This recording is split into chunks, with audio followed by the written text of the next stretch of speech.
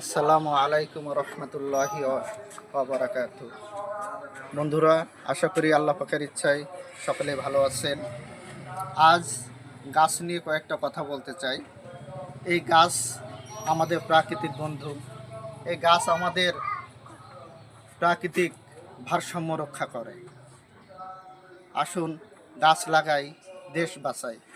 এই গাছ থেকে আমরা বিশুদ্ধ অক্সিজেন পেয়ে থাকি। এই গাছ থেকে আমরা যেটা ছাড়ি বিষাক্ত নিঃশ্বাস, কার্বন ডাই অক্সাইড, এটা গাছে গ্রহণ করে। তাহলে ভাবেন যে এই গাছ আমাদের কত বড় প্রাকৃতিক বন্ধু, কত বড় বন্ধু আমাদের।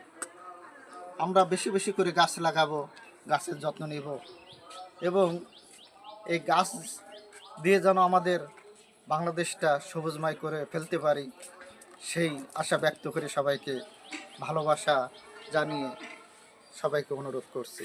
আসসালামু আলাইকুম রহমতুল্লাহ।